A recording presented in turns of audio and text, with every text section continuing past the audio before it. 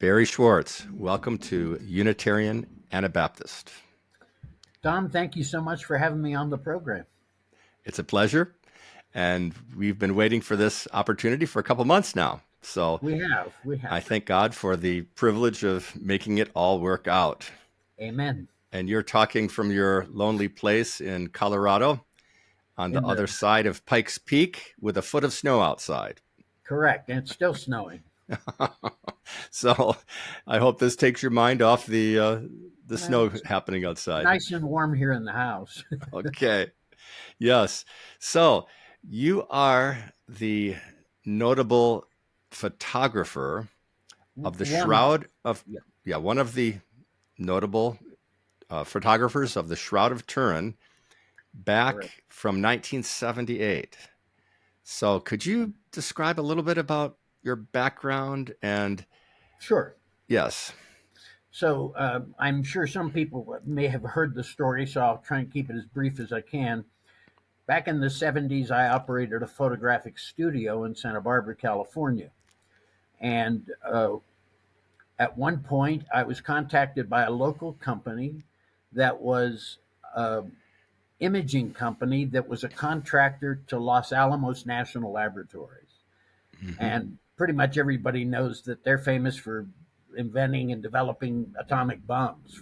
That's what they do for a living, is they make bombs.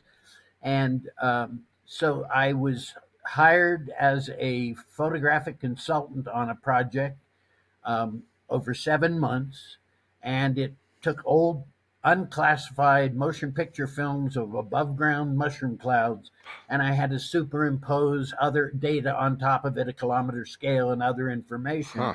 And of course, it was very classified, so I can't really go into much detail about it. But they had a Cray computer at Los Alamos, which was a very powerful computer in its day. Still is technically. And they were able to extract new data from these old motion picture films. So, and those days there was no print screen button like we have today. So when you wanted to photograph something off the screen, you had to set up a camera and photograph it off the screen. Oh, okay. And so I didn't have a high enough clearance to be in the room with the computer. So Don Devan, the man who had brought me on board, he went as a proxy. I gave him the camera, the film, the lenses, the filtration. He made the photographs, brought them back. I processed the film in our lab. We evaluated it. And once we got all that right, then we created a book, actually 5 copies of a book of these images that were then distributed to what was then called the Atomic Energy Commission, now called DOE, Department of Energy, and of course the 4 branches of the military. So we finished that project, and it was 7 months later, and within a week or two of finishing the project, Don Devan called me again. And when you're self-employed and the phone rings, you're always thinking that's the next job, hopefully. Yes. And Don called, and I said, what's happened? Another project? And he said, well, not exactly. He said, what do you know about the Shroud of Turin? and I laughed. I said, but Don, I'm Jewish. And Don laughed and said, so am I, remember? So he was one of the other Jewish guys. So maybe the real irony of my involvement in the Shroud world is that I was invited to join that team by another Jewish man. Yes. Which is kind of ironic in a way, but at the same time, he assured me that this wasn't about a religious thing. This was more about resolving how an image formed on this piece of cloth. Was it a painting? Was it a scorch? Was it made photographically? And so our testing, the tests that our team designed, tested all those theories. Is it a painting, a scorch, a photographically made image? And we had a wide array of non-destructive testing that we were able to perform over 5 days and nights nonstop to examine the shroud. But I have to admit that I was totally a skeptic. I expected we'd get there and find the paint and come home. So people always say, so what was it that finally made you accept? And I said, well, free trip to Italy. That was it. I thought, well, I've never been to Europe, and this is an opportunity, and we'll find the paint, and we'll be finished. But at least I get a chance to see Italy. That Oh was boy. that was the depth of my thinking back in 19. Well, when they first invited me was 1976, and Oh, then we spent another 17, 18 months planning everything and writing up our proposals and submitting it. And I want to be clear about something right now before we get too much further. The Catholic Church did not give us permission to examine the shroud. okay. We were given permission to examine the shroud by the man who owned the shroud, King Umberto of Italy, the deposed king of Italy living in exile in Portugal. The people in Turin are the custodians of the shroud, and so they had to go along with what the king his edict was, which was to permit us to do it. They were not very happy about that because they were never given that permission, and they Wow. are right there in Turin and have it in their hands effectively. But I want to be clear on that it was not the church that gave us that permission. It was the king, and the custodians had no choice but to go along with it. And to this day, several of the old timers over in Turin still have still begrudge the fact that we were given that permission and they never were. So that's what got me involved, at least. Yes. Yeah, I heard the backstory on how that came about. Some cardinal who was living in New York, was it, that had familiarity with, well, how was Well, it, maybe yeah, briefly, how was that connection yeah. made? The connection was Father Peter Rinaldi. He Okay. was a member of a group called the Holy Shroud Guild, which Oh, started in the 50s. It was basically four priests, okay. and they promoted the shroud here in the United States. Okay. And, but Father Peter happened to be friends with King Umberto personally. Yeah. And so it was Father Peter who said, look, I will take this to the king. Ah. And he took it to the king, and the king evaluated it and approved it. And the rest, as they say, is history. Okay. That's what gave us our permission. But Okay. I've often read, and just recently, just yesterday, read that, oh, the Catholic Church gave him permission to examine the shroud. Not true.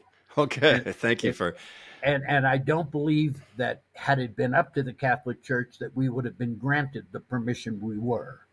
yes, So that because sounds they haven't likely. really permitted much to be done with it since they came into ownership Okay. of it. They now own it. It was, Well, not exactly. or the Pope does. The Pope is the legal owner Okay. of it Okay. now, but not the church by itself, because I think King Umberto understood that if he left it to the institution of the church, it would take 130 cardinals to vote on anything before anything could be done. Uh huh.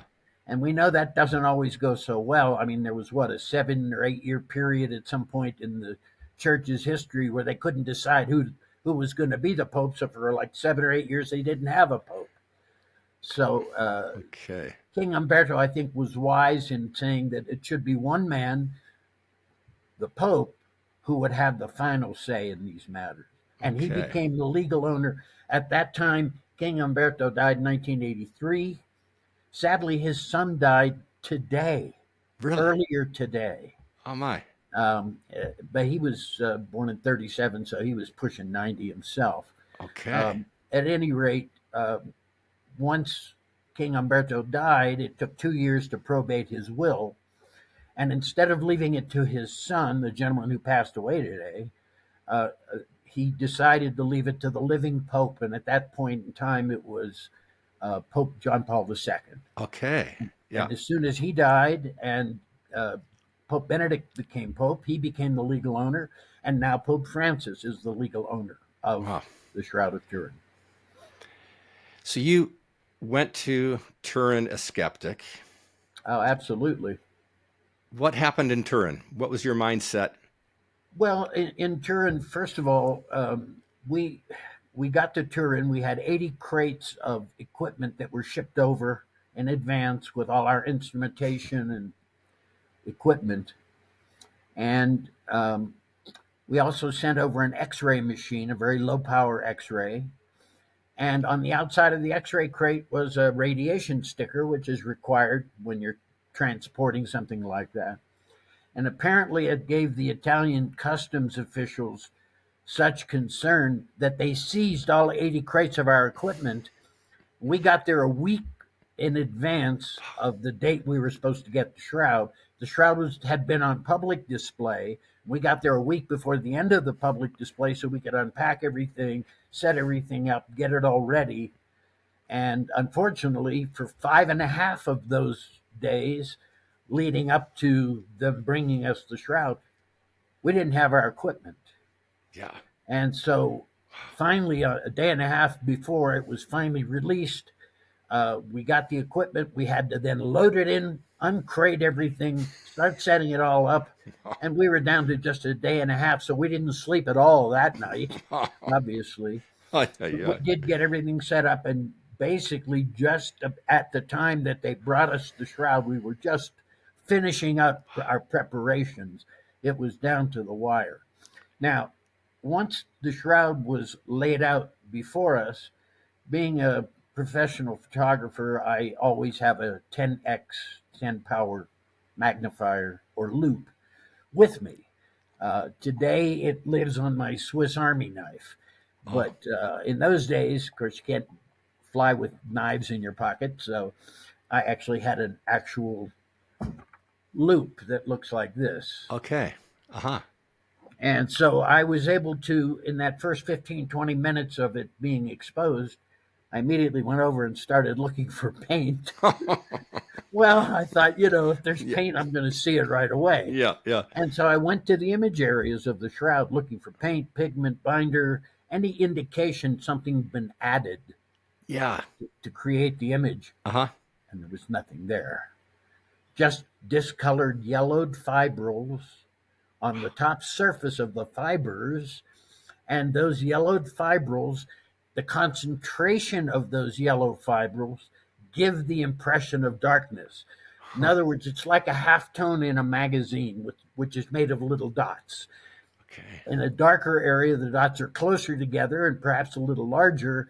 In the more lighter areas of an image, the dots are further apart and smaller. And so I was looking for something like that on the shroud, and all I could find were yellow fibrils. And as a Wow. matter of fact, when you got real close to it, you had to step back just for the image to kind of get back into your brain again because it's so Oh. subtle. The Ah. image is only maybe 15 to 20% darker than the background at its darkest point. Oh. So the image is subtle on the shroud, and most people are familiar with the high contrast black and white versions of the image, dark background, very prominent image of the man, but that's a contrast enhanced photograph. That's not the way the shroud looks. It's exactly what's on the shroud, but what's on the shroud is much more subtle, and that's why photography has played such an important role in the history of the shroud. In 1898, when Secundo Pia made that first photograph and held up his negative plates to the sun, he almost dropped the plate. He was shocked because what's on the shroud, the lights and darks are inverted like a photo negative. And when he looked at his glass plate, which had inverted the lights and darks again, that was a much more natural looking image to him. And he was shocked. But that's the image most people are familiar with now. The shroud as it appears on a photographic negative, not the way it appears if you're standing in front of it. Do you remember the first thoughts that went through your mind looking at this thing and not being able to figure out what it was? Well, I think that my initial thoughts were, well, it's not a painting. I can see that already. You Uh-huh. don't need to have. Now, ultimately, in all fairness, it was our science that proved that scientifically that it's not a painting. Yes. But my eyes told me that in the first 15 or 20 minutes. So, Yeah. fortunately, the data that we collected and analyzed ultimately proved there's no paints, pigments, nothing has been added to create that image. That eliminates painting and scorching uh, and photographically made images. None Okay. of those. And At the time that that this investigation was done in '78, there were professionals there that identified blood stains on this cloth. There are blood stains on the cloth, absolutely. Hmm. And it's been generally identified. I say generally because remember, we did this 46 years ago. Today, we have testing that's far more precise than what was available to us in 1978. So, although all of our indications are that this is actual human blood, if we could test it again today using 21st century technology, we could verify that to a scientific certainty. Wow. So, but we were working with what was at that moment in time state of the art in technology. So it's not like we were just using an Instamatic camera or something. Yes. This was the best that was available in 1978. What was? Some of it was loaned to us by the manufacturers so that we didn't have to go out and buy the instruments. They were loaned to us Mm, so that we could use them during the event and then return them afterwards. okay. Interesting. Yeah. So there was a lot of collaboration on this project. Oh, that's why we spent a better part of 2 years just in planning Yeah. Yeah. before we ever even left for Turin. So you had a lot of time invested as well as the others before you got When you there. look at the full time from '76 when I first got asked to be a member of the team Uh huh. until 1981 at our final meeting when we released most of our papers and a summary of our conclusions, over 5 years. So that was a dedicated group. We became like a family Yeah. in many Yeah. Yeah. respects because we were doing. And see, that the one thing people don't understand was how difficult this really was because we had to bring everything with us. We had to anticipate every potential need in advance Yeah. because we couldn't come running home to get something if we forgot it because it's a long flight. It's kind of like a trip to the moon or something, right? No different, really. And so, although the food is much better in Italy than it would be on the moon, I'm sure. Yes. Yes. but Uh huh. but so we really, we were thorough as thorough could be.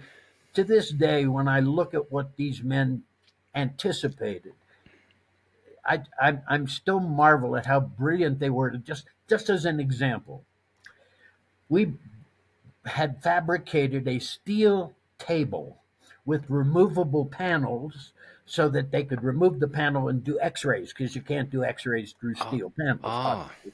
So Uh the huh. panels had to be removable. Okay. And they didn't make it stainless steel because stainless steel is treated with certain chemicals that we didn't know if they'd be harmful to the shroud or not, so it was just plain steel. Oh.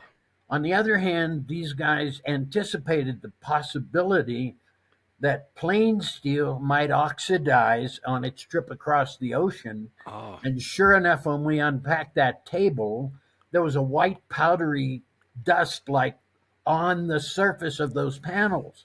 Well, we couldn't put the shroud on that, but two of the guys on our team, imaging guys, were from the Jet Propulsion Lab in Pasadena. And they brought with them 2 rolls of gold foil mylar, the same gold foil you've seen in the cargo bay of the space shuttle or on satellites, gold impregnated mylar, Okay. expensive stuff. Uh huh. And they brought it with us. And so they whipped all that out. And we had to cover each of those panels with the gold foil mylar, which is inert and would do no harm to the shroud. And so we were still covering those panels when they brought the shroud to us. That's how close in timing it Wow. was. Wow. But the brilliance of it is that they thought to bring this with them just in case. It just Yes. it just shows the brilliance of these men and the fact that they had to think their way through this and anticipate every bit of what we had to deal with just in case it came up. The one thing we didn't know was that Italian customs would seize all of our equipment because of that one little x-ray Yeah. machine. Yeah. Yeah. Couldn't S- anticipate that one, but eventually we made it happen anyway. So that the X-ray machine would be moving along on No, some. it was on a tripod, static. It Oh. I think they did 46 X-rays. Now the problem with it, with the X-rays, just since we're talking about it, is a very low power X-ray machine. Now you know when you go to a dentist and he puts that little thing in your jaw and he goes click, it takes about Yep. 1 second to expose the film. Yes. Each exposure of the shroud, because of the low power of the X-ray, was 20 minutes. Oh, wow. And because we were in a 400-year-old building with parquet wooden floors that moved when you walk on them, Uh-huh. and when traffic went by the building, it vibrated. They could not shoot the X-rays during the day when there was a lot of traffic, Oh, wow. and so they had to wait and do it in the middle of the night when there was no traffic, and we all had to leave the room because walking around on those parquet wooden floors would cause vibrations to blur the X-rays. Oh. And they managed in the 5 nights that they had to do this to do 46 X-rays of the shroud. So Again, what did the X-rays demonstrate? well, without getting too technical, X-ray fluorescence can tell you what chemicals might be found there. We had with us, and we also did spectral analysis. We had with us the spectral characteristics in a binder of all the paints and pigments known to man from medieval to modern times. So if we got a spectral signature, we could compare that to see if it matched any of the paints or pigments that had ever been made by men. Okay, so the X-ray machine was The there. X, yeah, the X-ray. We did X-rays. Interestingly enough, the image is not visible in the X-rays. It did Okay. not register. The blood registered. The scorches registered. The water stains at the periphery of each water stain registered, but the image did not, which is a pretty powerful indication that nothing was added to create the image. Oh, okay. Wow. Yeah, it's called science. So this is science and scientific collaboration at its best. Well, look In at who was represented on our team: Los Alamos National Laboratories, Sandia National Laboratories, also a weapons lab. Uh, Air Force Weapons Lab was involved, and Jet Propulsion Lab, and then of course Brooks Institute and several of us that were independents that were involved. So it was a pretty high end group of experts, each an expert in their own discipline, that could contribute to the experiments that had been designed. would you say this was as unbiased as things can get? I would say that, and I never thought to do this at the time, but if I were to have polled the team members to ask them if they thought it was real or fake, I would bet that more than half would have said it's probably a fake. So I don't After think there was any bias. But here's the other point, and this is important.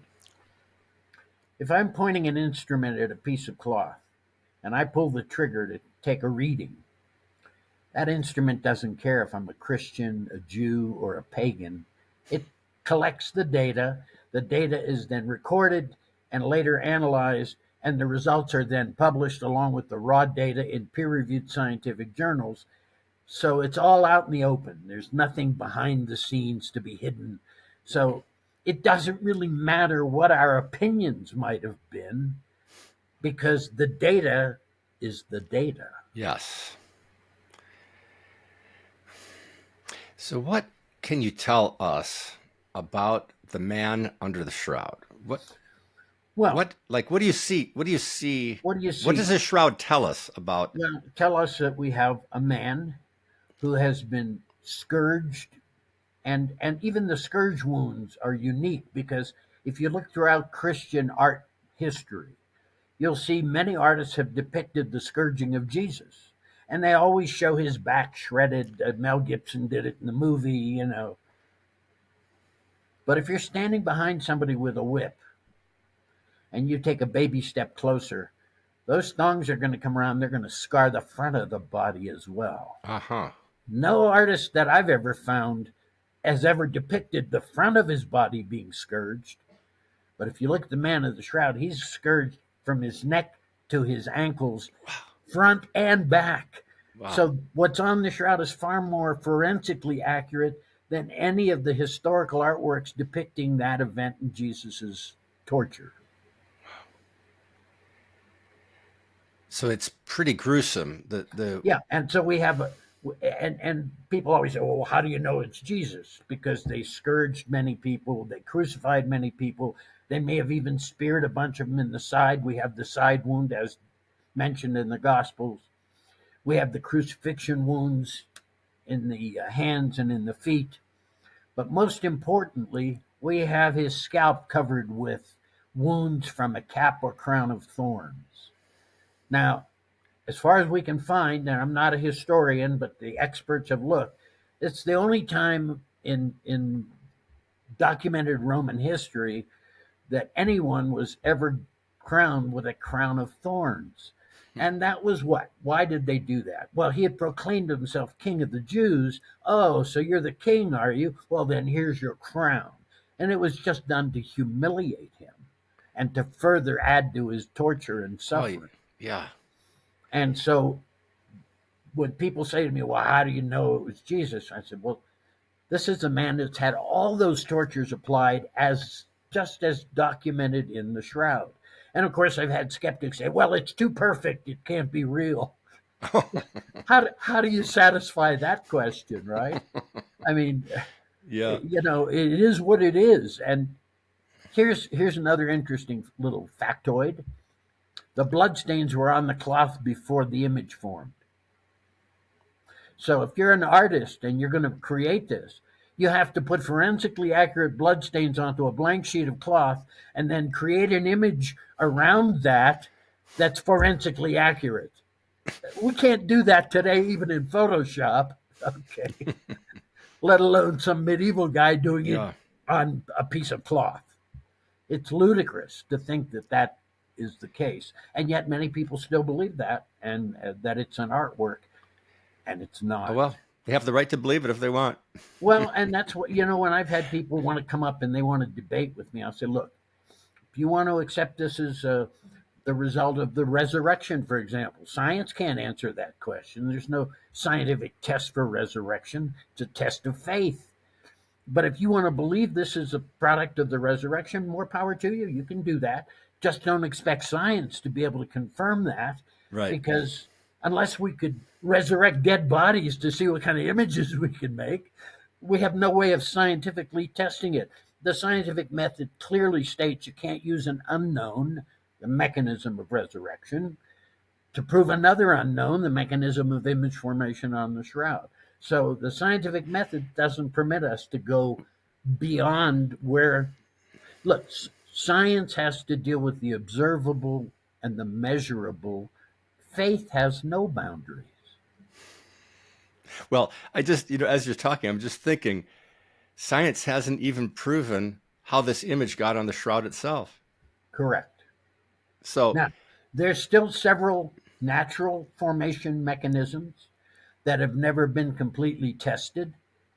There's some people that are actually working on that right now, because I have, coming from a scientific background and being a member of the only scientific team ever to examine it, I still believe that that image was formed by some natural combination of things that, and when people say, well, but it's still a miracle. I go, well, you could call it that, because even if it's a naturally formed image, it's the only one we've ever found in the entire history of humankind. So if you want to call it a miracle, I don't object to that. right, right, Yeah, I right. mean, it is what it is. We cannot, at this moment in time, tell you what formed that image. We can tell you what it's not. We have proven it's not a painting, it's not a scorch, it's not a rubbing, and it's not made photographically. That pretty much eliminates about everything else that it could be. And so we've proven scientifically that that's the case. So what's left? Well, I know that my Christian friends believe that, oh, the resurrection did it, and I have no way of arguing that or debating that with them. I always say that's as possible as anything else. Well, if it is a miracle, of God. I believe it is. I It no, doesn't. It doesn't. It doesn't. It doesn't mean that God doesn't use natural means to do it. Right. that's exactly what So, I think. I mean, how did God part the Red Sea? Yeah, Right. A look, east if wind blew and the water separated. You know. I've said a similar thing publicly, where I've said that, look, if God wants to make an image on a piece of linen in this universe He's created, I'm sure that He knows the mechanism to do it. Right. Right. He knows the technique. It doesn't Right. need to wave a magic wand, Right. Right. So, Thank you for your Jewish opinion on that. well, it's just my Right. opinion. I'm not representing the Oh no. Judaism or the Jewish people. It's just my personal point of Right. view. I Right. want to be Right. clear on that, because some of my Jewish friends obviously strongly disagree with me. Sure. And yet, I've got another podcast coming up here with a Messianic rabbi and his flock coming up in a week or two. Oh, So those are Jews who have accepted Jesus as the Mashiach, the Messiah. yes. And so it'll be an interesting presentation to them. Sure. Mm-hmm. Do you have any idea how many wounds are on the head? How many punctures? Dozens? Lots. Lots. Oh, more than that. More than dozens. Yeah, I think so. Yeah, and here's the other thing. We've all seen Christian artworks depicting the crown of thorns as this circular little crown. So do you really think that they told a Roman soldier, listen, this is the criminal we're about to execute, but before we do that, let's weave him something and make him look good? No, they No. took a nasty thorn bush and they smashed it on his head, and the Yeah. entire scalp is covered with wounds. Yeah. Where does that little circlet come from? Well, if you go back to the ancient days, whenever they depicted a Roman emperor, what did they put on his head? A laurel wreath. Yes. So the motif of the wreath on the head was just picked up by Christian artists who changed it from the laurel leaves to spines and Right. thorns. Right. Right. But it came from that same motif of artists in that century or in that millennium, and the way they depicted people of stature and importance. So I've listened to descriptions of the type of corpse that was under this shroud. And was it Dr. Levine? Is that a familiar name to you? Lavoie. Lavoie, that's correct. Yes, Dr. Lavoie. Apparently, this man of the shroud had a broken nose, a dislocated shoulder. Yeah. You mentioned the wounds on the scalp, Right. the lacerations from the whip, Right. and Bloodstains from yeah. So nailing to the cross. so it seems like he was before he was even put on the cross, he would have been in terrible shape. He would have been well, remember they started beating him up the night before in the Garden of Gethsemane. Yeah, yeah. So he was already in distress by the time he was carrying the patibulum, the crossbeam. He Okay. didn't drag the whole cross the way they've shown it. And that's a Cecil B. DeMille version. The Romans were doing this. They had the vertical stanchions in the ground already. Oh, And the patibulum is the crossbeam. That's the one that he carried. And there's abrasions on the shoulders of the man of the shroud, most likely from the crossbeam that he had to carry. It probably weighed around 75 pounds. so how would he have carried that? Would he have carried it? Across his shoulders with his arms on it, Oh, okay. perhaps even tied. We don't Okay. know. Okay. Yeah. So the dislocated shoulder would have possibly come from Probably came when he might have fallen once or twice during the process oh, of carrying that, and that may have caused the dislocation. Again, that's not my field of yeah, right, expertise. right. Yeah, and so I don't like to speculate, but that's where folks like Dr. Lavoie come in. They definitely can look at the blood stains and see if those are legitimate or if they've been added afterwards, which they have not been, because we know that the image didn't show up on the cloth until after the blood stains. So the blood stains are from direct physical contact. Mm-hmm. Blood can't jump or fly. So the bloodstains came from direct physical contact with the body, but the image is formed, and that's one of the unique things about the shroud image. The lights and darks of the image are directly relevant to the distance between the cloth and the body at the time the image formed. So, where the cloth and the body were in direct physical contact, the image is darkest. Hmm. But if I'm laying on my back, when I cross my arms across my torso, I'm lifting that cloth away from my stomach and chest. And so the image grows more faint as the distance increases, but the image formation mechanism worked at a distance of 3.5 to 4 centimeters before it reached extinction at around 3.5 to 4 centimeters. Oh, So the image just fades out.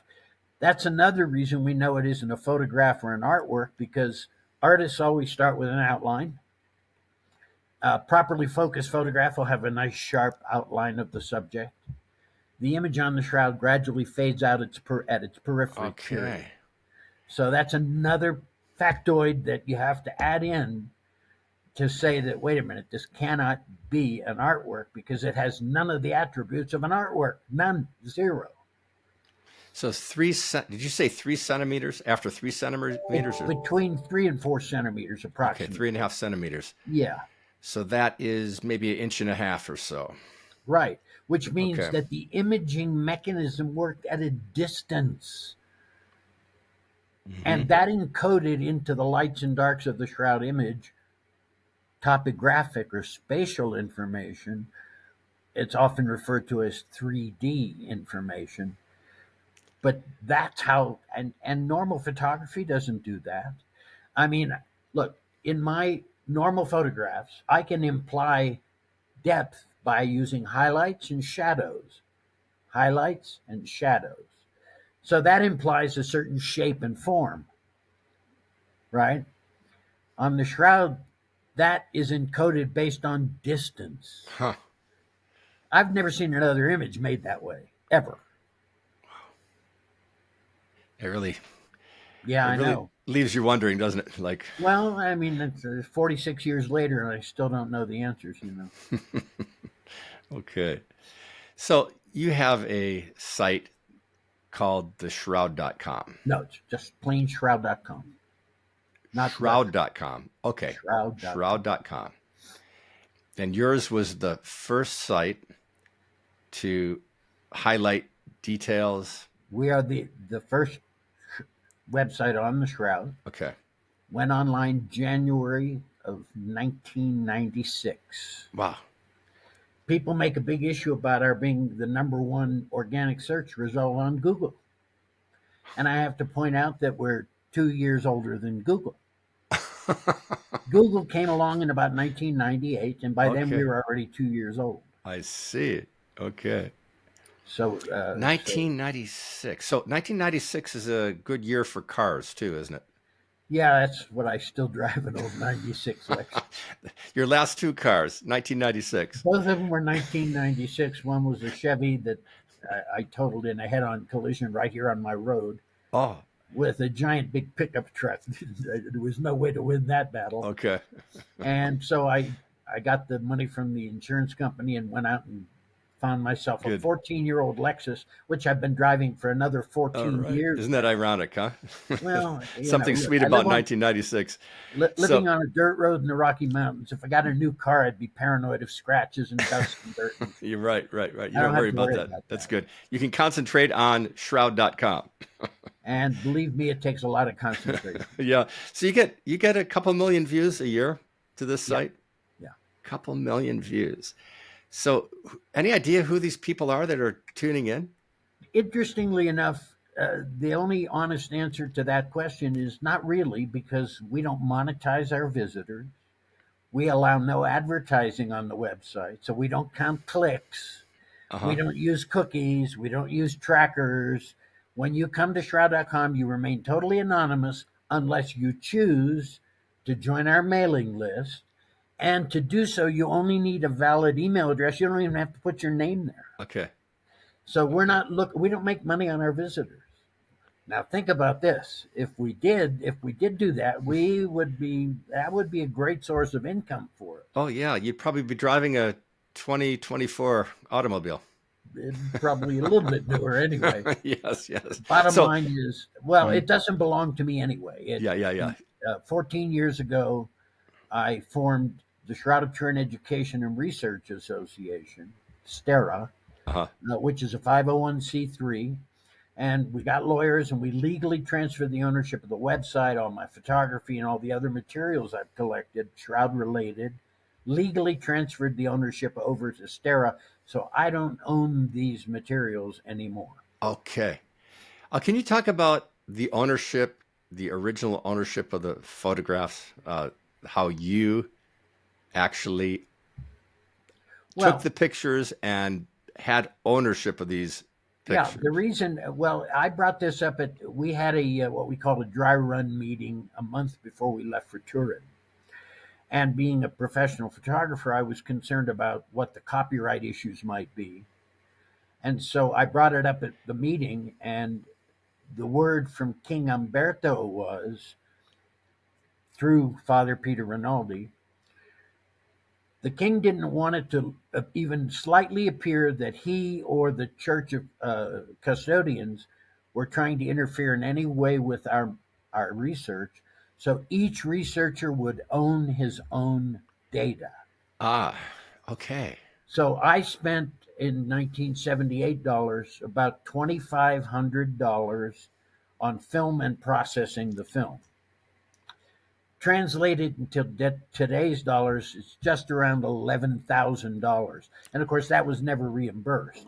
They covered our expenses for airline tickets and hotels, but we still had to buy our own meals and other incidentals if we needed them. So I actually had to borrow $1,000 from the bank. Imagine Wow. that conversation, trying to explain to the banker what the shroud is when hardly anybody had even ever heard of it at that moment in history. Yes. And the banker finally just shrugged. He said, "Well, I don't know about any of that, but I'll loan you $1,000." That was So, kind of funny, but yeah. So were there, you said there were other photographers there yeah, as well. Vern Miller was the chief scientific photographer. And that's because Vern had been one of my professors at Brooks Institute. So when Don Devan invited me onto the team and I started attending the team meetings, um, they started listing all the things that needed to be done photographically. And I said, wait a minute, if I worked 24/7 for 5 straight days, I could never accomplish all this by myself. Ah, And they said, okay, who do you recommend? Simple ah, as that. I said, let me call Vern Miller. He'd been one of my professors. I was in the first class he taught at Brooks Institute of Photography. I was on the faculty at Brooks by then. So I called Vern. I said, hey, how'd you like a free trip to Italy on me? Kind of oh, tongue in cheeking it. uh-huh. And he said, oh, I'd love it. He said, are you serious? And I said, yeah, as a matter of fact, I am. Wow. And so Vern Miller joined the team and he became the chief scientific photographer. He had much more experience than I did in the ultraviolet, UV fluorescence, and reflectance photography and things of that nature. I was Okay. familiar with them. I had studied them in school, but I had never performed them in the real world. And I certainly didn't want to make the shroud my guinea pig. I said, no, we need to get somebody that knows exactly what's going on here. So I got Vern on board. Vern then, Ernie Brooks, the owner of the Institute, whose father had founded it right after World War II, Ernie said, well, look, we have all these great resources here at Brooks Institute. We'll join the team. We can bring to bear our resources to the Huh. team as well. Wow. And then Vern said, and I've got this graduate student, Mark Evans, who's a master with a microscope. Huh. And so he was a grad student at Brooks. Vern Miller enlisted him to be on the team, and Mark Evans did the photomicrographs that are Oh, now world famous. oh, wow. And so the Okay. team grew. People say, well, who picked these guys? Nobody. It's just, we picked each other because when somebody said, well, look, we want to do this experiment, we need somebody who has experience in infrared imaging. Wait, I know this guy at the Air Force Weapons Laboratory that knows how to do that. Wow. He's doing it every day. So that, remember, the core of this group started at Los Alamos. So they already had plenty of great scientists to choose from there and from their sister lab at Sandia Laboratories.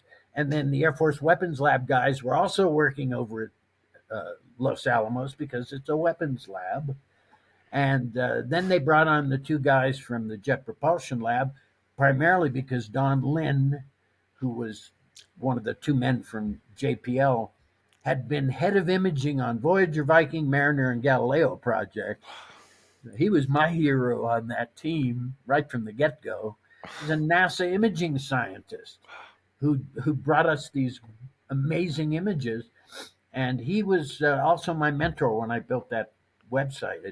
Those first few years, first So, 4 years. what do you think gave these brilliant experts the incentive, what motivated them to do this? Oh, look, curiosity more than Okay. anything else. Scientific curiosity. Here's an opportunity to go study something that's highly controversial, although that's not our fault, Uh-huh. um, but is questionable, that has so many diverse opinions about it.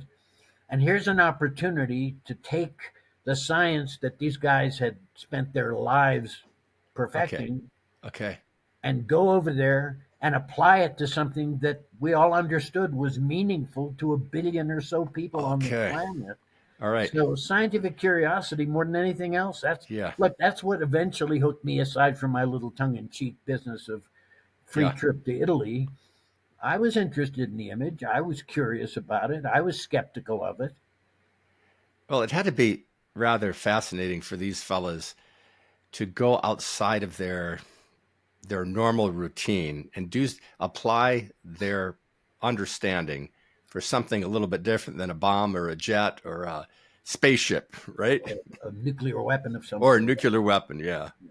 Yeah. which is what they dealt with on a daily Yeah. basis. Yeah. I mean, there's only so much destruction that can entertain you, right? Well, I think that look. There were a couple of those guys were Christians, certainly. Uh-huh. Yes. I'm sure that within them there was also that added motivation of being involved in something that was relevant to their faith, Mm-hmm. if not necessarily dependent on their faith, but relevant to it. And for me, I said no at the beginning because I didn't want to get involved in what I perceived to be a Christian project, because I'm not qualified for that. I mean, I know about Yes. imaging and Yes. photography. Yes. That was my Yes. field. So each of us was sort of selected or recommended to be on the team because of the skill set that we had and had demonstrated in other projects. Yeah. Me with the atomic bomb project. So this was a very unique collaboration, probably something that you can't compare to anything else. And that's the thing. And there was no precedent for what we were going to do. Yeah. In science nowadays, especially with the internet, you can go and you can find papers where others have studied certain aspects of an interesting object and see what they did and use that maybe as a basis for something. We didn't have any of that. We were starting from scratch. Yes. So it was definitely like going into the uncharted part of the desert, or to the Uh-huh. jungle somewhere. Uh, we had to be prepared for everything and anything. So would you And I'm say, very proud. I'm proud to say huh? we were. Yeah, wow, that's amazing. I think that's a godsend, really. Yeah, I really do. Hey, I always tell everybody this was not my idea. No, no, no, no, no. I It never really, intended. I it never really, intended to be on a podcast with you, Tom, or anybody else for no, that matter, no, no. talking about the Shroud. I never expected. If somebody had told me 46 years ago someday I was going to build a website and become well known in the world of the Shroud, I would have laughed. No Uh-huh. way am I going to do that. Yeah. But that's not the way it worked out. So I'm interested to know, among religious people, among Christians, what groups are the most, in your opinion, what groups are the most interested in the details of the Shroud, and what groups or denominations are least interested? Okay, good question. So, obviously, the group most interested is the group that where relics play an important part of their faith, and that's the Catholic faith. Mm-hmm. Of course, there was the Reformation, where people wanted to get away from popes and relics. So what I have found is that many of the Protestant groups, and I've spoken to Methodists and Lutherans and Coptic and Messianic and Baptist, not Anabaptist. This is my first time with Anabaptist. I Welcome. didn't even remember until the other day. I didn't even know what it was. Okay. Well, it was funny. Gary Habermas, who's a professor of apologetics, I first met him all those years ago. I had no clue what apologetics was. It's not a Jewish thing. Oh. I had no idea what it was. Okay. So I've had to learn. It's been a great learning experience for me. And one of my greatest learning experiences came about, I guess it's about 10, 11 years ago now. Here in Colorado Springs, there was an evangelical 3-day conference of evangelical Christians. And so I was invited to attend and speak, as was my dear friend and fellow and member of our board of directors, Russell Briault. Russ Briault is a world-renowned Shroud lecturer and an evangelical Christian. Really? Yeah, Okay. which makes him rather somewhat unique in the Shroud world. Okay. But he has accepted the Shroud as authentic. So for the first 2 days, Russ had a table with some Shroud photos of mine and stuff laying out. And there was a steady stream of people coming up telling us why the Shroud was a fake. Oh. And so after a couple of hours of that, I pulled out literally an envelope that it was in my jacket pocket. And I started writing down these reasons why they were telling me the Shroud was a fake. Okay. And on the third day, it was my turn to get up and make my presentation.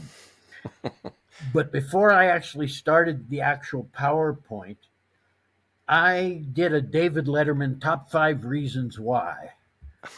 And off the top of my head, just from the notes I'd written on that envelope in my pocket, explaining to these evangelical Christians why they were wrong about the reasons they had given me. And so I'm going to, because obviously we have a limit of time, ultimately, I made this into about a 10 or 15 minute PowerPoint presentation for other groups that I showed afterwards. But I then was contacted by, ready for this, Houston Baptist University. Okay. And they invited me to write an article for their publication about the Shroud. And I said, well, what if I heard Baptist, and I went, well, they're not very much interested in the Shroud. So I should write that article. And I suggested to them that I take my little short PowerPoint and expand it into a written article called 5 Reasons Why Some Christians Are Shroud Skeptics. And you can go to shroud.com, and there's a search engine that searches only within shroud.com on the front page. Put 5 reasons, the words 5 reasons in there, and it'll pull it up. It'll be the first choice. And you can actually read the article from which I'm now going to excerpt little quotes. Okay. And so here they come. Reason number 1, the most common reason. Oh, the Shroud is a graven image. That's what I heard from so many people. And I said, well, wait a minute. I'm Jewish. We had a golden calf. Cost us 40 years in the desert. I know what a graven image is. A graven image is a man-made object that is prayed to or worshipped as a god. The Shroud isn't a man-made object because the science has proven it's not. So we actually have the support of science to remove that as a reason for why the Shroud can't be authentic, because it's not a graven image. And first of all, nobody prays to the Shroud. It may be a focal point for prayers, but many Christians will have a crucifix on their wall and use it as a focal point for their prayers. So the Shroud can certainly serve that way, but nobody prays to the Shroud. Nobody sees the Shroud as a replacement for God. No. And that's what a graven image is. So it doesn't meet the qualifications to be called a graven image. So that's number 1. The next one I heard most frequently was, it's just a Catholic thing. I'm being honest. These are the Okay. things that I was told. Yeah, yeah. So I always ask the following question when that point comes up. I always say, so when did the Catholic Church come in control of the Shroud of Turin? And they'll say, well, 12th century, 1st century, 10th century, whenever. How about 1985? So I guess you could call it a Catholic thing now, but it certainly wasn't until 1985 because it was owned by the Savoy family, the monarchy of Italy, for over 500 years. And they eventually placed it in Turin and allowed the church to become custodians and care for the shroud. Okay. But the king still owned it, or you and I wouldn't be having this conversation probably. Yeah. And so the second reason is it's not really a Catholic relic in the sense that it came down through history like pieces of the cross or nails from the cross or things of that nature. It doesn't fit the mold for those. Now I'm going to quickly pull up so I can get these. I pulled up the article just so I wouldn't forget because, okay, in the Gospels, it states that Jesus was wrapped. It mentions linen strips are mentioned in the Gospels in the description of what was in that tomb. Well, I've had a lot of people say, well, that proves the shroud's a fake because they wrapped them in linen strips. I go, not exactly. Because by the 1st century, even the Egyptians had stopped wrapping mummies that way. So they didn't wrap Jesus in linen strips, but when they wrapped him in the shroud to bind him into the cloth, because if they went to move it, it would just fall off, then they used linen strips to Ah, bind the body into the larger shroud. okay. So linen strips are mentioned, they were there. So that's an indication that he was bound into this cloth using linen strips. Ah, Okay, so that's another one that I have now negated, hopefully. Then the next one is one of my favorites. The man of the shroud has long hair, which is forbidden by Christian rules. Well, actually, Paul, in his letters to Corinthians, chastised the men of Corinth for adorning their long hair. Um, Not so much for having long hair, but for adorning it in a feminine style. And so he was chastising them for that. really? Okay. But, yeah, but if you look closer, you'll see that Jewish males followed the laws of Abraham, which requires Jewish men to grow their hair long, to have side locks, and grow beards. And all you have to do is go to any Orthodox or ultra Orthodox Jewish community, you'll see all the men have beards and long hair. Forbidden in the Torah from cutting your hair or trimming your beard. And so Jews historically have had long hair. So the real issue is this: when did Paul write that article or that part of the Gospels? About 20 years after the crucifixion. So it did not apply to Jesus. It wasn't even written until 20 years later. So it didn't apply to Jesus, who followed the laws of Moses and Abraham and followed those rules of the Jewish tradition. And finally, the last one, let me pull that up real quick here, just so. Ah, so in the prophecies, which is the Old Testament, it says that his beard will be plucked. Well, right off the bat, that tells you he must have had a beard, right? That's an assumption that we don't have to make because it already said that even in the prophecies. And because he was a Jewish man, of course he had a beard. So people have said to me, well, he's got a full beard, so consequently it can't be Jesus. I said, wait a minute, take a closer look at the shroud. And right in the middle of the beard is a little V notch, Yeah. as if somebody yanked out a bunch of hair. Now, you and I both have beards, and I don't Yes. know about you, but if you've ever caught one hair in the zipper, it brings tears to your eyes. It's very painful. Uh-huh. So if you look closely at the shroud, you'll see that some of his beard hair has been plucked out. Wow. And that negates those 5 reasons that Christians discount the shroud because they've misinterpreted their own gospels. And Okay. I guess it took a Jewish guy to point that out. So I wonder,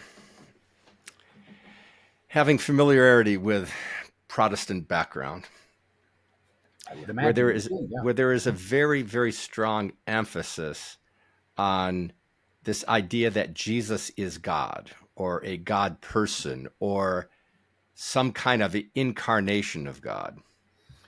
Yeah. That the idea of looking at Jesus under the shroud as a cadaver that was dead for 3 days. Well, Really? let me qualify that 3 days business. Okay. 3 days on the Jewish calendar. Okay, whatever. Friday Whatever that. afternoon, Friday afternoon to Sunday morning, 36 hours Okay, 36 hours. So approximately. this is a Dr. Lavoie said this is a body that is in rigor mortis and has not yet begun to decay. It's on the cusp of decay. Is that Yeah, correct? look, it takes a little longer. Here's the thing: almost immediately upon our death, uh, ammonia gas starts coming out of our mouths and nose. Our body begins to decompose. Um, they're called heavy amines, putrescine, cadaverine. There's something called liquefaction where eventually it oozes out of a body.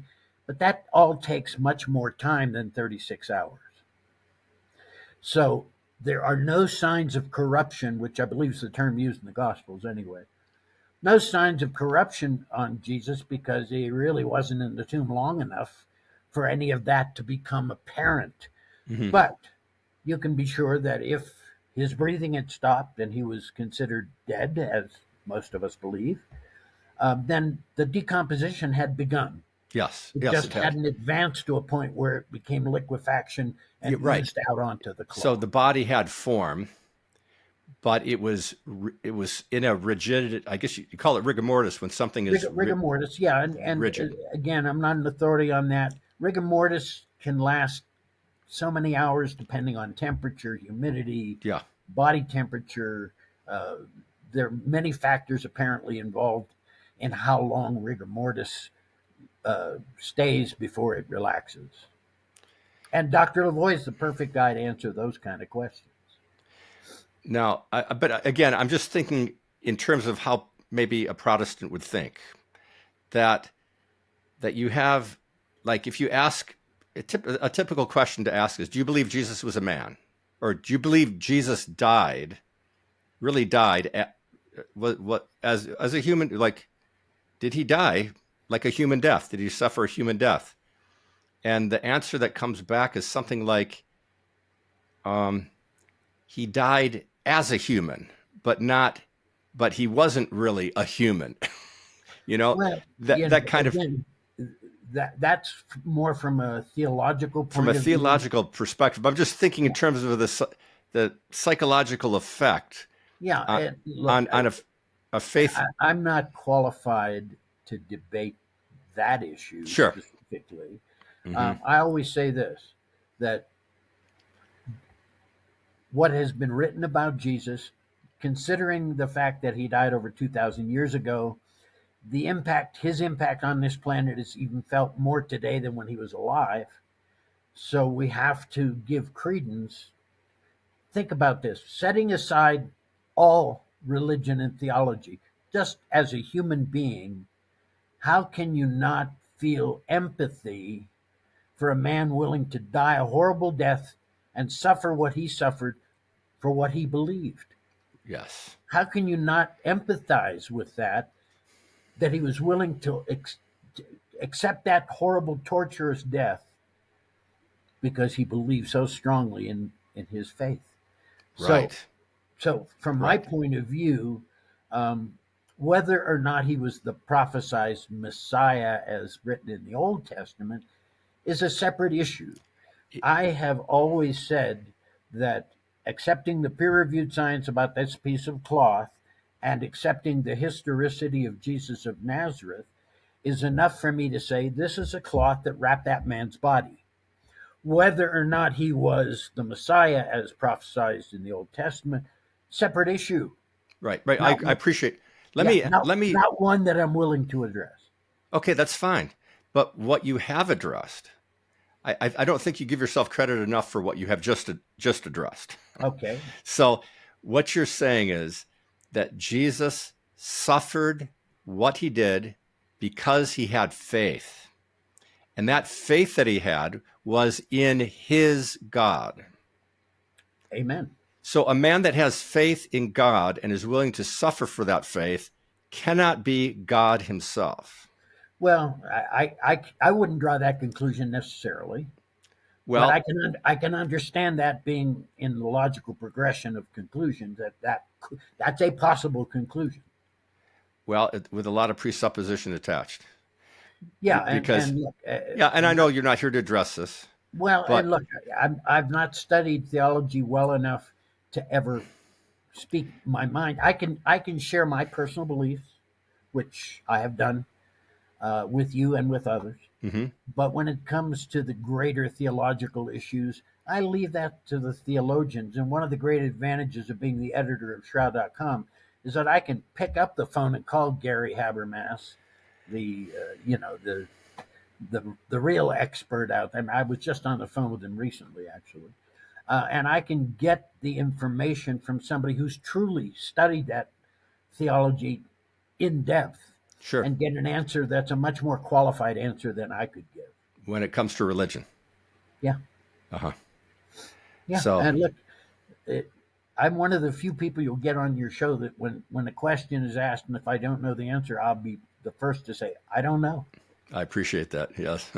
So, but yeah, it just seems to me to reason that a man that puts his full trust and faith in God, that if he were to go through this terrible suffering, that his God would respond by raising him from the dead. That's a very, very serious faith. That's a faith that Yeah, is, that's the yeah, total foundation of Christianity, that's the total foundation of Christianity. right Yes. there. That Right. nails it. Amen. Amen. Okay. So, yeah, having said that, so yeah, I'm just trying to think. This has been a wonderful discussion. What do you think? Is there something more that could be added to this? Well, look, getting me started is easy. It's getting me stopped that's usually difficult. So, Yeah. but look, there's so many things. Recently, Joe Marino, who's also one of my board members and a very well-known Shroud scholar and author, called me up and said, "I'm going to write an article. I'm going to count up all the different um, disciplines and subdisciplines that have studied or are currently studying the Shroud." And when he told me that, I said, "Boy, that's got to be at least 30." Okay. And so he did his article, and we made a link to it. It's published on Academia. 102 disciplines or subdisciplines. So when people say, well, it's a simple question, is it real or is it a fake? It's not such a simple question. If 102 different scientific, historical, and technical disciplines have studied this object and we still can't come to consensus, it's not as simple as people think it is. No, no, no. So I tell you what, I have a simpler solution because many people of faith, of course, come to my lectures and I've met thousands of them. And I always say, look, I'm representing and preserving the science that was done of the Shroud that points to its authenticity. But it's up to you to decide what this means. And in that opening paragraph on Shroud.com, I probably wrote the smartest sentence of my career. I wrote a sentence that said, we believe that given the facts, you have to make up your own mind about this. That's good. That means that we also have to have faith, as Jesus did. It's not up to me to tell you what to believe or how to believe. Yes, I yes. can tell you what we know about a piece of cloth. If that's significant and has meaning to you and to your faith, great. And if it doesn't, so be it. I don't care. So be it. I'm That's not right. keeping score. Yes. No, no, no. It's not for This isn't a you. competition. Yeah. There is one thing I do want you to highlight here. Sure. You mentioned it took 17 years for you to be Yeah. convinced that this shroud was actually the shroud Yeah. of Yeah. Jesus. We finished our work in 81 formally, but because I had the photographs and because I had to administer those photographs to researchers and television programs and magazines and book authors and scientific paper authors, um, I could never completely disengage because licensing the photographs, controlling the photographs to make sure they weren't abused or used inappropriately. So I could never completely disengage from the shroud, where some of the other scientists published their work, moved on, done. Okay. I was not in that category. So I could never completely disengage. And then in 1995, I was on the phone with Dr. Alan Adler, the third of the three Jewish guys on the STIRP team. He was our blood chemist. Okay. And I remember Al telling me, he says, Bear, he says, I've really come to think that this got to be the real thing. And I said, Al, I would be convinced, but there's one question that has remained unanswered that has kept me, because that's what it was. There were still unanswered questions, and I was down to the last one. Okay.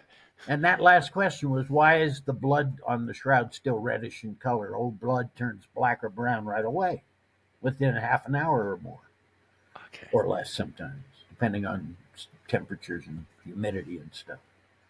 And so he explained to me from his perspective that when he did the analysis of the blood stains on the shroud, he found a very high content of bilirubin, which is generated by the body.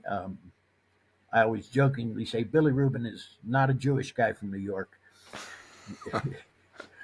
It's something generated by the body, pumped into the bloodstream. Something in the liver, right? Yeah, from the liver. Yes. And so he found a high content of bilirubin, and he believed that perhaps the bilirubin, which acts as a hemolytic agent, breaks down the red cell walls of the red blood cells, that releases the hemoglobin, and that's what stays red. Now, recent experiments trying to duplicate that have not been successful. So whether Al was right or wrong kind of doesn't matter at this late stage of the game. It was what brought me across the threshold because I took his word for it, because he was the blood chemist and I was the old hippie photographer, Okay. And so that at that moment I said, well, that really leaves no question unanswered now. And I have to accept that this has got to wrap the historical Jesus of Nazareth. So I made that acceptance at that point in time. And that was 1995, 17 years after we finished. Okay. So 78. you started the website a year later. Yeah, so that's the next part of the story. Okay. So I finished this conversation with Adler, and within a week or so, I get a phone call from a friend of mine. He says, hey, you know that shroud thing you're involved with? And I said, yeah, I know that shroud thing I'm involved with. He said, well, it turns out it's just a photo made by Leonardo da Vinci. And I laughed. I thought he was joking. And he said, no, I'm being serious. And I said, well, where did you get your information? And he said, well, my wife and I were checking out at the grocery store. It was on one of the tabloids. National Enquirer, huh? Probably. And at that moment in time, I had this epiphany. Here I am with access to all the science. Here I am on the inner circle, basically. Yeah, yeah. But the general public has no access to that. So there was a manila folder on my desk. And I wrote, while I'm on the phone with this guy, I wrote 4 words on that folder. Consider building a website. That's the moment that I believe God reached down and smacked me upside the head and said, now here's the real job. So my involvement with the Shroud, which started off just being a photographer, that was simply the bait on the hook. It got me hooked. Well, And I just, ultimately, it led to my building Shroud.com, which yeah. is the oldest, largest, most extensive resource on the internet on the Shroud. So how many people have tuned into the Shroud.com and the history of the Shroud? Or yeah, I'm sorry, not the Shroud, Shroud.com. How many, Yeah, any idea how many, like 50 million people? you know, 16 million is a number I've been using for a number of years, but I'm sure it's wrong. See, here's the thing: since we don't count clicks, I don't really track Okay. it. Okay. So So anyhow, we have a counter on the front page. People have said, "Well, that's old fashioned." Yeah, that just gives me a clue that people are still looking. so just thinking back, here's this photographer living in California, waiting for a phone call to come in for more business. And from the time that you accepted the invitation to be part of this team until this present day, this has never let you go. You've been, yeah, that's, and I was thinking too, and you are an advocate. This is also something really fascinating that, in a sense, you were chosen as a Jew to advocate for the for Jesus as being the man of the shroud. I mean, Yeah, I want to qualify that just a little bit. sure. What I advocate for is stating that I believe this cloth wrapped the historical Jesus of Nazareth. Mm-hmm. That's it. Okay. Okay. And anything beyond that, I would be speculating. Oh, that no, But, that's but but never. it That's was this, significant. yeah, it Yeah. was the science that convinced me of Yes. this, not any theological, emotional kind of response to it. It was being part of a scientific team, having access to all the data, and realizing that there's no way that, look, we live in the most image oriented era of human history right now. Mm-hmm. Everybody's got, a phone with a camera and all that stuff in it, and a computer built in. And yet, modern science has never been able to recreate an image with the same properties as Yeah. on the Shroud of Turin. Yeah. Yeah. A lot of attempts have been made. You can make something that looks like the Shroud, but when you start comparing the two, nobody's even close. That's just a statement of fact. What people make of it is up to them. What did your mother think of the shroud? See, you already know the story. I know the story. Yeah, you know the Yes. story. So, yeah, okay. So, I was at a high school reunion in Pittsburgh, my hometown. And before I came back, some of my high school friends said, "Look, you're going to be in Pittsburgh. Why don't you do a talk on the Shroud?" I said, "Okay, arrange it." So they went to the Archdiocese of Pittsburgh. They gave us a venue. They put it in the bulletins. They put me on the radio when I got there. And we had this wonderful thing. And of course, my mother and my brother and my cousins, the family all came to get to Okay. hear me speak in person. Yeah. Yeah. And it was a wonderful event. And the Catholic Church, the Diocese of Pittsburgh, was very generous in giving us a beautiful venue and promoting it. No money involved for anybody or anything, just free. And so it ended, and we were all, felt really good about it. And we were driving home, and my mother was absolutely silent. And you've heard me say this, and I'll say it again. When a Jewish mother is silent, be afraid, because that's not normal. So I finally said to her, "Okay, so what do you think?" And she said, "Well, of course it's authentic. It took me 17 years after being in the room with it for 5 days and nights and leaving my DNA on it. And it took me another 17 years before I reached that conclusion." She hears one lecture and she's convinced. How is that possible? So I actually asked her, I said, "What makes you say that?" And that's when she came back with what I didn't even realize at the moment was a brilliant observation. She said, "Barrie, they wouldn't have kept it for 2,000 years if it had belonged to anyone else. Wouldn't have mattered. Right. Right. I mean, whoever rescued that cloth out of that tomb put themselves in as much risk as Jesus had been in to Yeah. be either killed or tortured by iconoclasts. And so, would you risk your life to save a cloth if it belonged to Joe Blow from down the street? Or if it belonged to somebody of such importance to you in your life Yeah, that yeah. it was worth taking that risk for? Right, right. Jewish mother logic. Amen. Yes. Okay, one other thing I think it's important to mention, which Sure. we had discussed. The facial cloth, The Sudarium. Sidarian. Yeah, talk about that a little bit. Okay, so in the Gospels, it talks about a second cloth, folded and separate from the other, but mentioned. When I read that passage, instantly knew it was an authentic Jewish burial, and here's why. When they took him off the cross, they covered his head and face, just like we do to this day when somebody passes. First thing we do, cover their face. They carried him to the tomb wearing that napkin, if you will, smaller, not a huge thing. It had his blood and pleural fluid from his lungs on it. Still exists in Oviedo, Spain. It was in the tomb because Jewish law says it must be buried with the body. It's got his blood on it. So the fact that it's even mentioned in the Gospels convinced me right away that Jesus was given an authentic Jewish burial.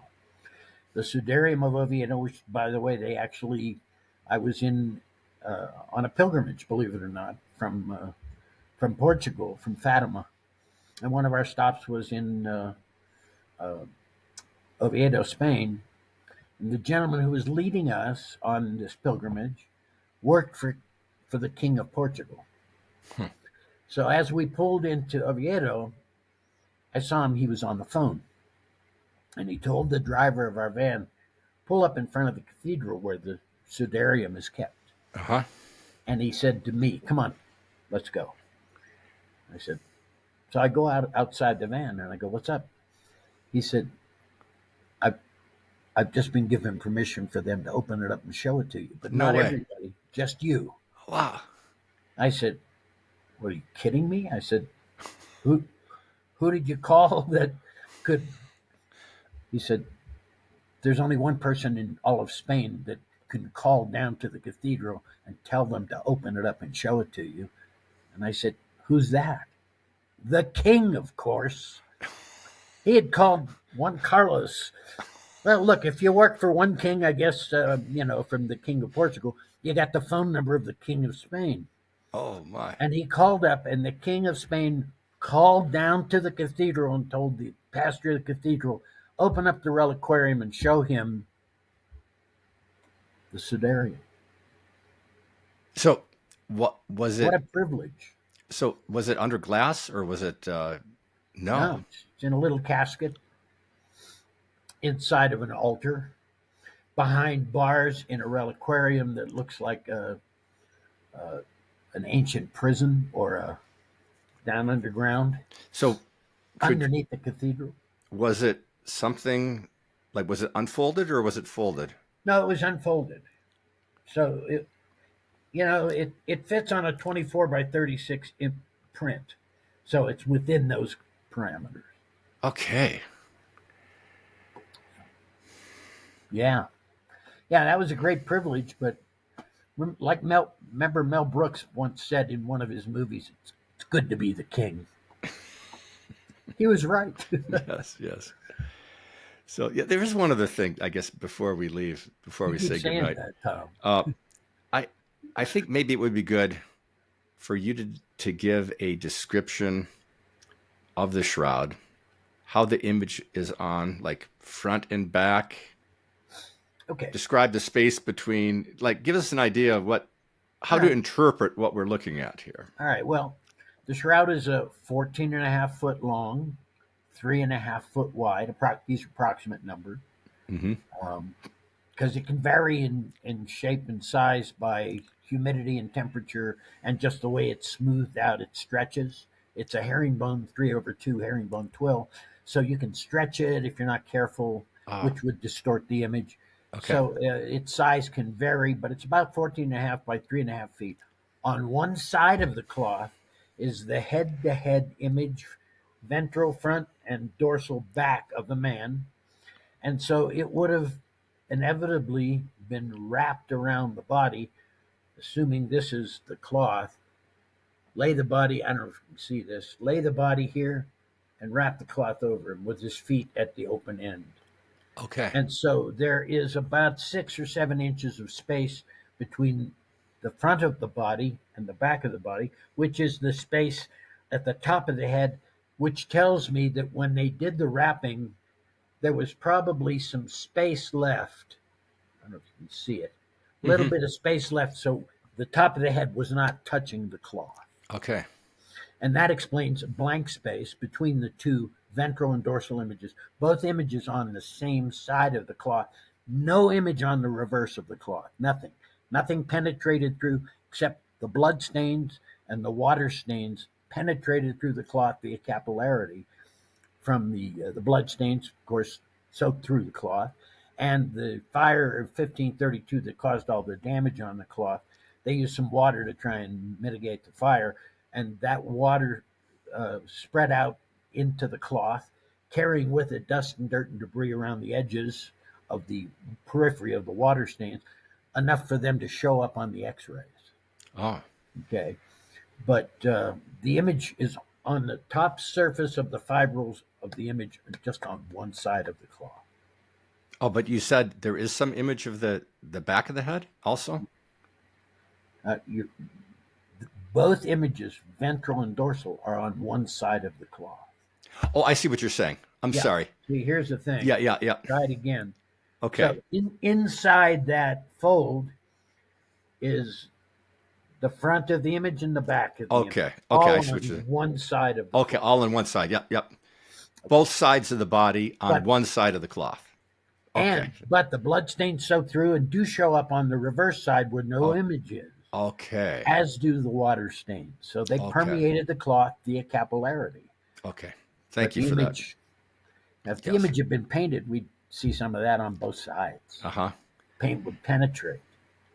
So the image is very symmetrical on like both sides of the cloth, would you say? Like, not exactly. No. Okay. I mean, look, humans aren't perfectly symmetrical. Yeah. Well, yeah. Maybe I was phrasing that wrong, but you see, you see a back and a front, and they match. Yeah. Okay. Yeah. Okay. Basically, so yes.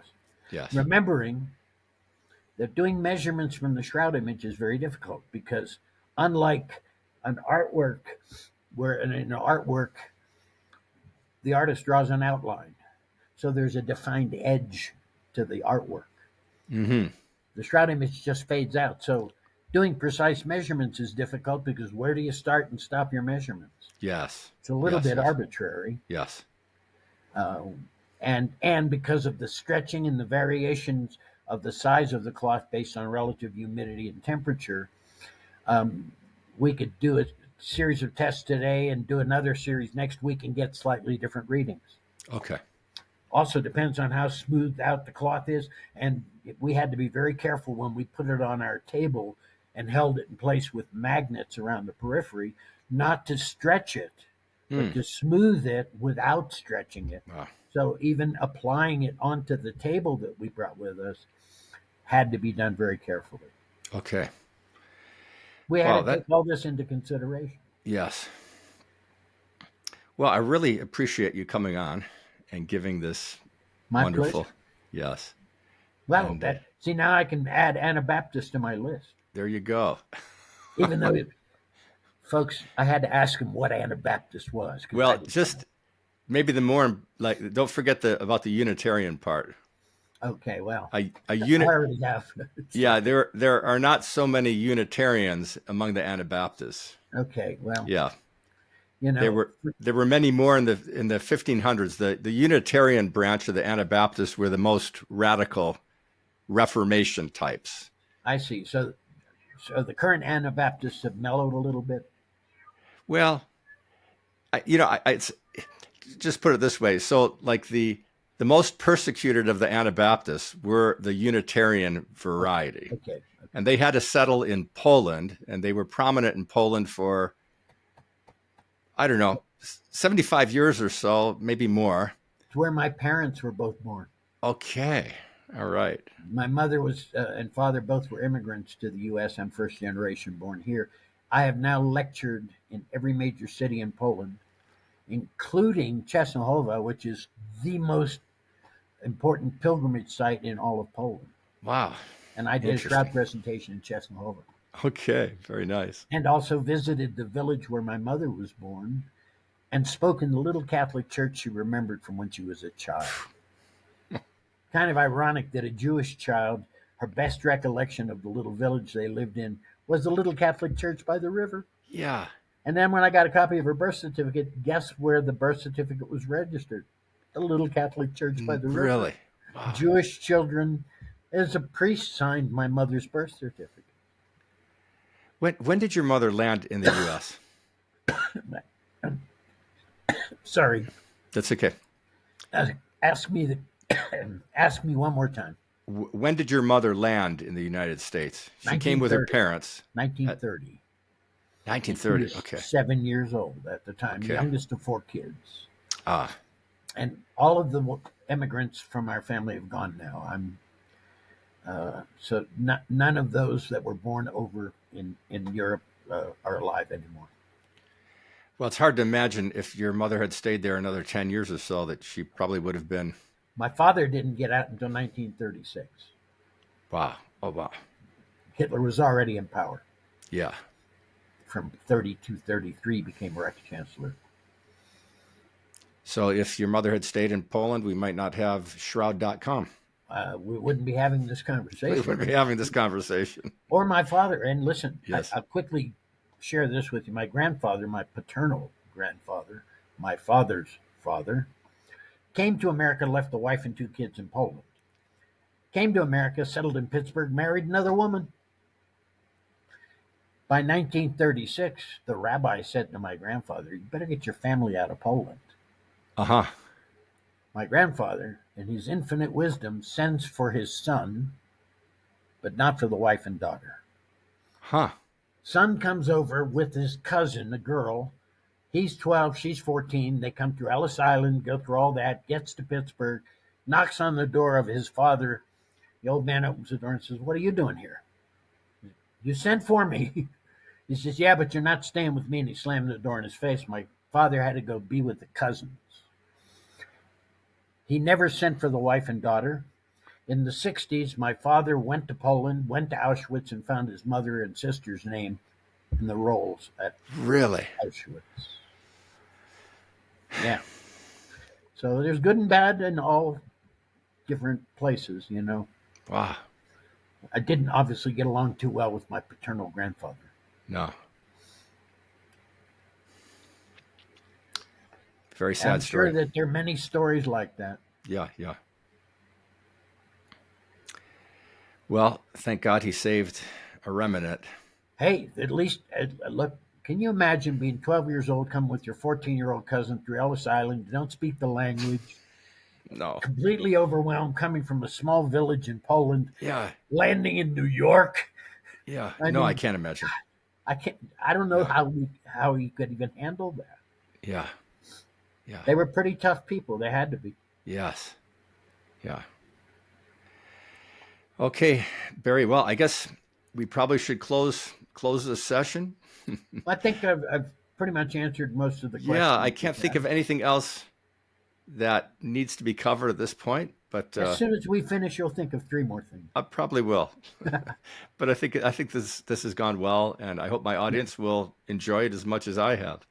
Well, I hope so too. I have a tendency to go on and on about certain things, but the story is so deep and has so many layers that there's so many levels that I could talk about. Sure. And we've covered a couple of those today.